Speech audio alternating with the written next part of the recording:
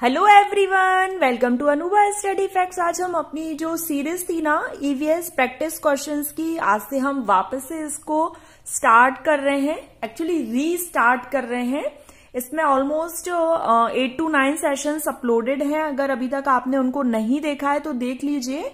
ये UP TET, C TET, MP TET और यहाँ पर जो अभी हमारा अपकमिंग एग्जाम है रीट, उसमें भी आपसे ईवीएस के क्वेश्चंस पूछे जाते हैं। तो ये सबसे पहली बात, आप सभी को पता है ये कोई स्पॉन्सर्ड वीडियो नहीं है, कोई स्पॉन्सर्ड बुक नहीं है।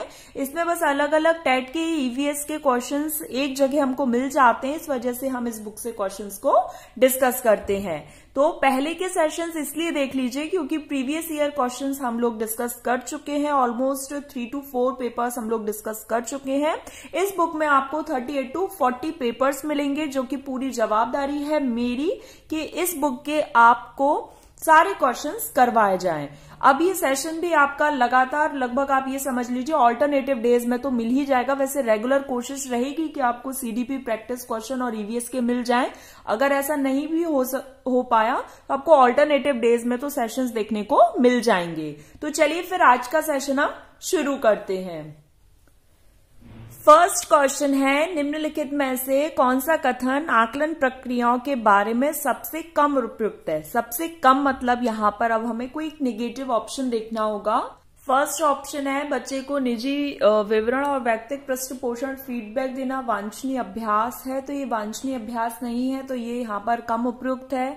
सीखने के संकेतकों उपसंकेतकों की सूची बनाना ठीक है, ठीक, अच्छा और बहुत अच्छा जैसी टिप्पणियां करना, मतलब इससे क्या है, बच्चा मोटिवेटेड होता है। और बच्चों के पोर्टफोलियो में न केवल उनके सबसे बेहतर काम रखे जाएं बल्कि सभी तरीके के काम होना चाहिए। तो डी भी सही है। तो यहाँ पर जो लीस्ट इंपॉर्टेंट पूछा गया था वो ए ऑप्शन है। नेक्स्ट क्वेश्चन पर बढ़ जाते हैं। दिए गए प्रश्न को ध्यान से पढ़िए और बताना है हमको कि क्या आपने अपने घर या स्कूल के आसपास जानवर देखे जिनके छोटे बच्चे हैं। अपनी नोटबुक में उनके नाम लिखो। अब ये क्या करवा रहे हैं, मतलब यहाँ पर आपको अवलोकन करना है, ऑब्जर्व करना है और फिर उनको लिखना है, मतलब रिकॉर्ड करना है। तो फोर्थ ऑप्शन जैसा कि आपको दिख रहा है अवलोकन एवं रिकॉर्डिंग, तो डी ऑप्शन बिल्कुल सही हो जाएगा।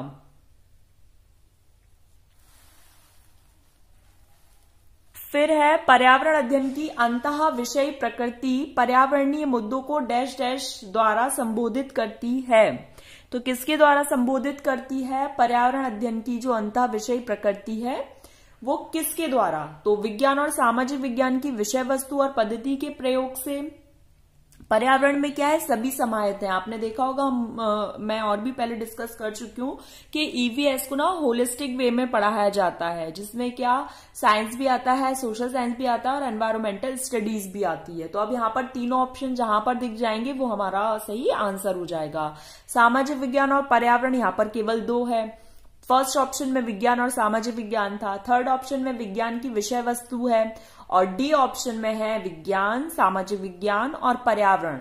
तो यहां पर इन तीनों के बारे में है शिक्षा की विषय वस्तु और पद्धति के प्रयोग। तो डी ऑप्शन बिल्कुल सही हो जाएगा। नेक्स्ट क्वेश्चन पर बढ़ जाते हैं।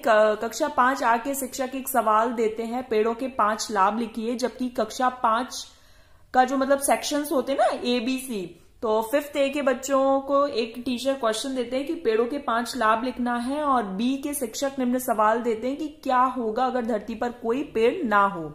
अगर देखो, अब सबसे पहले ये समझना, कन्वर्जेंट और डाइवर्जेंट थिंकिंग यहाँ पर थोड़ा सा आप लोग यहाँ समझ लीजिए, तो फिर आप इस क्वेश्चन को अच्छे से डील कर पाओगे। सबसे पहले क्या होता है, एक तो ओपन एंडेड और एक क्लोज एंडेड और एक डाइवर्जेंट थिंकिंग और एक कन्वर्जेंट थिंकिंग। कन्वर्जेंट थिंकिंग मतलब आपकी जो सोच है वो बहुत ज्यादा डाइवर्स नहीं है, मतलब आप भिन्न भिन्न डायरेक्शंस में नहीं सोच पा रहे हो, ठीक है। डाइवर्जेंट जैसा कि इसके नाम से स्पष्ट है, मतलब आप अपनी थिंकिंग को डाइवर्सिटी दे रहे हो, विविधता दे रहे हो, अलग अलग सोच रख पा रहे हो। ओपन एंडेड वही होता है, मतलब ओपन एंडेड, यहां पर भी आप एक पॉइंट से डिफरेंट पॉइंट्स में जा रहे हो, डिफरेंट डायरेक्शन में जा रहे हो। क्लोज एंडेड मतलब आपकी जो सोच है वो क्लोज हो गई, ऐसे याद रख सकते हो इसको, एक ट्रिक बोल सकते हो कि क्लोज एंडेड मतलब जो सोच है वो क्लोज हो गई, तो वो क्या ज्यादा डायरेक्शंस में सोच ही नहीं पाएगी। तो कन्वर्जेंट थिंकिंग जो होती है अभिसारी जिसे हम हिंदी में बोलते हैं वो क्लोज एंडेड के साथ होती है और जो डाइवर्जेंट होती है वो ओपन एंडेड के साथ होती है। अब यहां से इस क्वेश्चन से आप थोड़ा सा समझ पाएंगे कि 5 लाभ लिखना है, तो यहां पर आपने कुछ बहुत ज्यादा तो नहीं सोचा ना कि 5 लाभ है, हाँ ठीक है भाई, आपने उसके यूजेस बता दिए। लेकिन अगर आपसे क्या क्यों वाले जो क्वेश्चन होते हैं आपने देखा होगा, उसमें अपनी अभिव्यक्ति हमको देनी पड़ती है। क्या होगा अगर ऐसा हुआ, क्या होगा अगर धरती पर पेड़ नहीं हुए, क्या होगा अगर पानी नहीं होगा। तो इस तरीके से क्या वाले जो होते हैं ना, उसमें आपका ओपन माइंडेड और आपकी डाइवर्जेंट थिंकिंग लगती है। चलिए अब हम अकॉर्डिंग टू ऑप्शन हिट करेंगे। अकॉर्डिंग ऑप्शन में क्या क्या है, तो ऑप्शन के हिसाब से हमको चलना है। यहां पर देखो, बंद जो यहां पर हमसे पूछा गया इन सवालों की प्रकृति कैसी है।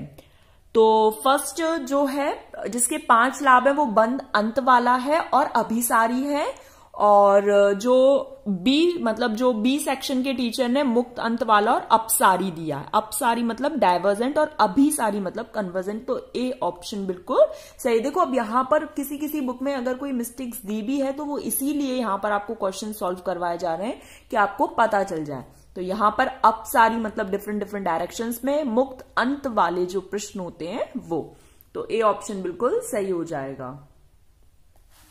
नेक्स्ट क्वेश्चन की तरफ बढ़ जाते हैं। नेक्स्ट क्वेश्चन क्या कहता है कि कक्षा 1 में पर्यावरण अध्ययन में शिक्षार्थियों के आकलन के बारे में निम्नलिखित में से कौन सा और कौन से मतलब एक से ज्यादा कथन सही है। मौखिक परीक्षाएं, क्योंकि हो सकता है कि बच्चे लिखने में सक्षम ना हो, तो कक्षा 1 का बच्चा जो होता है वो हाँ मे बी मतलब ऐसा होता तो नहीं है जनरली, बट हाँ ठीक है, मौखिक परीक्षाएं इसलिए कि भाई बच्चा लिखने में सक्षम नहीं है, ठीक है। फिर ड्राइंग, क्योंकि बच्चों को इसमें आनंद आता है, ये भी ठीक बात है भाई, अब कक्षा 1 का बच्चा है, छोटा है। शिक्षकों का अवलोकन और रिकॉर्डिंग। फिर है किसी को ना रोके, नीति को ध्यान में रखते हो, आकलन की कोई आवश्यकता नहीं, ऐसा नहीं है। तो फोर्थ ऑप्शन तो बिल्कुल होगा ही नहीं।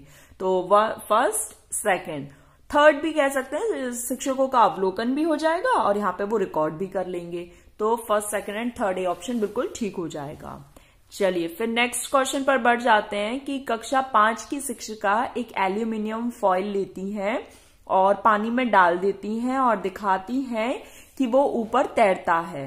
फिर वह फॉइल को मरोड़कर जोर से दबाकर निचोड़ती हैं और फिर से पानी में डालती हैं। तब शिक्षार्थियों को वो दिखाती हैं कि वो डूबता है।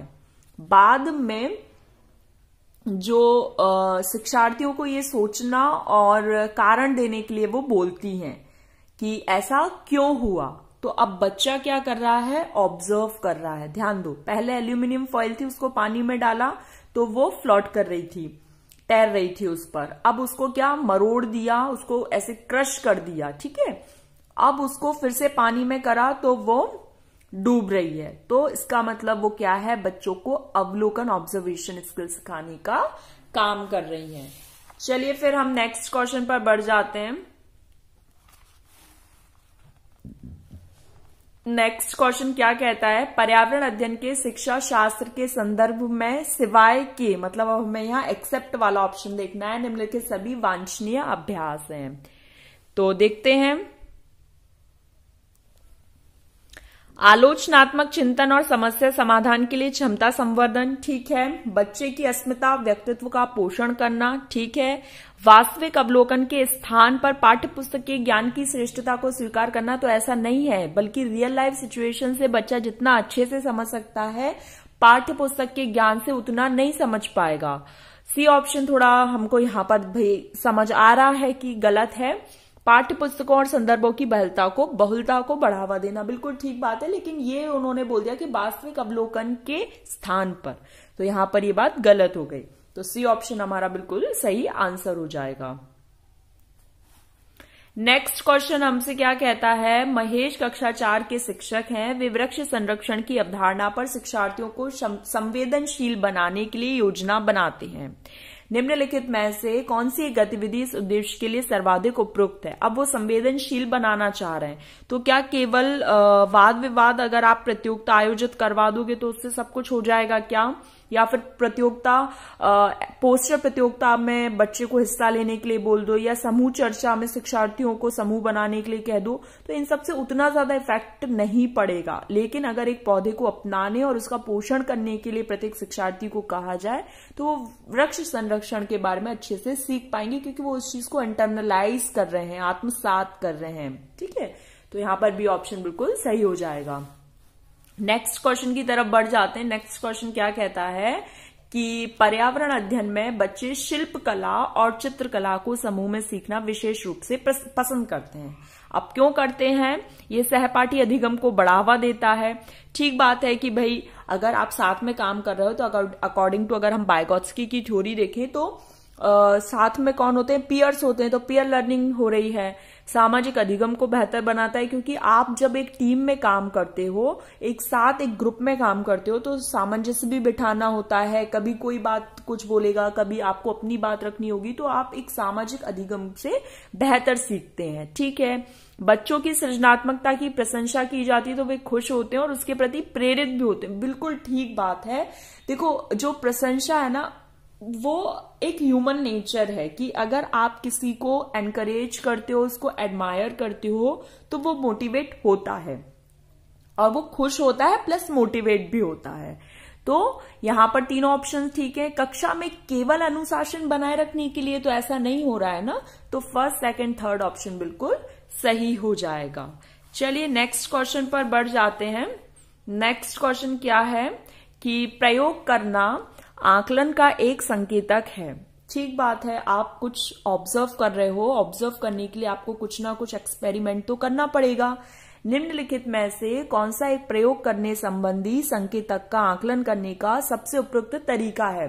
आप उस चीज को हैंड्स ऑन एक्टिविटी के रूप में अगर करोगे तो आप बहुत अच्छे से उसको प्रयोग करके ऑब्जर्व कर पाओगे। हैंड्स ऑन एक्टिविटीज की बात किसने की? चलिए मुझे लाइव चैट में बताइए, क्योंकि मैं इसके बारे में पहले भी आपसे बात कर चुकी हूँ। हैंड्स ऑन एक्टिविटीज तो प्रोग्रेसिव एजुकेशन के जन्मदाता जॉन डुई ने। चलिए ये याद रखा कीजिए, और मैं यहां पर इसलिए एक बार आपको रिवाइज भी करवा देती हूं ताकि आप लोग के आगे के लिए काम आए।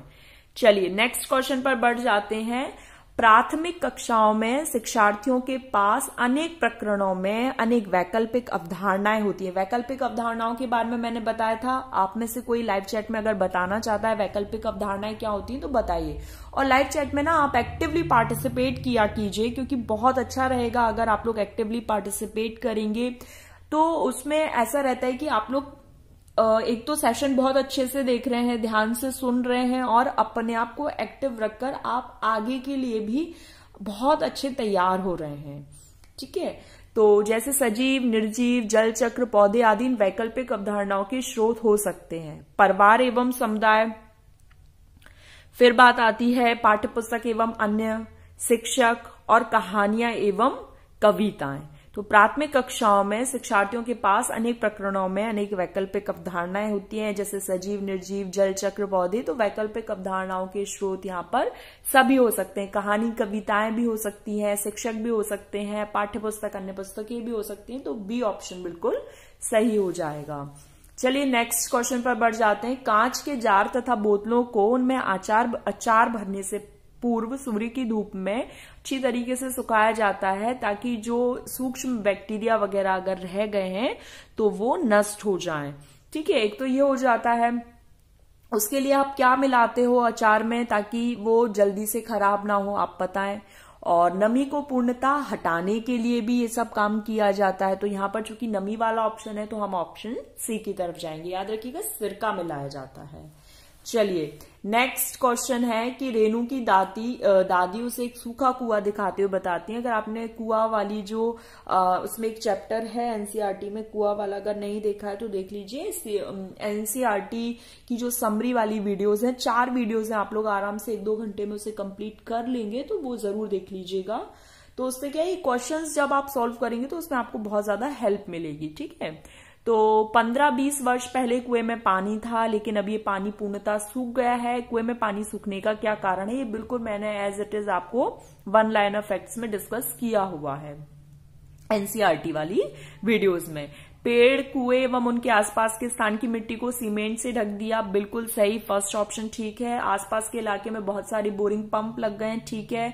प्रत्येक व्यक्ति के घर में अपना नल है, तो ऐसा तो कुछ नहीं कि नल है तो मतलब वो कुएं का यूज नहीं कर रहा है, जबकि बोरिंग लगवाने से क्या हो रहा है, पानी सूख गया है और आसपास की जो मिट्टी थी उसको सीमेंट से ढक दिया गया है, तो वो पानी को एब्जॉर्व नहीं कर पा रही है, तो कुएं का पानी का जो लेवल है, जो पानी है वो अब नहीं रह गया है और कुएं सूख गए हैं। तो फर्स्ट सेकेंड ऑप्शन बिल्कुल ठीक है, तो यहां पर फर्स्ट ए जो ऑप्शन है वो बिल्कुल सही हो जाएगा। बगला भैंस पर बैठता है क्योंकि बगला तथा भैंस में सहजीवी का संबंध है, बिल्कुल ठीक बात है, ए ऑप्शन ही यहाँ पर सही हो जाएगा। निम्नलिखित में से जड़ का कौन सा कार्य पौधे के लिए नहीं है, तो भोज भंडारण का काम है, ह्यूमस उपलब्ध कराना नहीं है, पौधे को सहारा देना, जल खनिज का शोषण करना, ये सब है, लेकिन ह्यूमस उपलब्ध कराना जड़ का काम नहीं है। तो गाइज यहाँ पर हमने अपने 15 क्वेश्चंस डिस्कस कर लिए।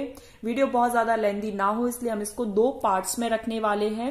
सेकंड पार्ट आपको जल्दी देखने को मिलेगा, या तो हम ऑल्टरनेटिव डेज में करेंगे या फिर आप लोग को जैसा भी उचित लगे आप अपने कमेंट्स में जरूर बताएं।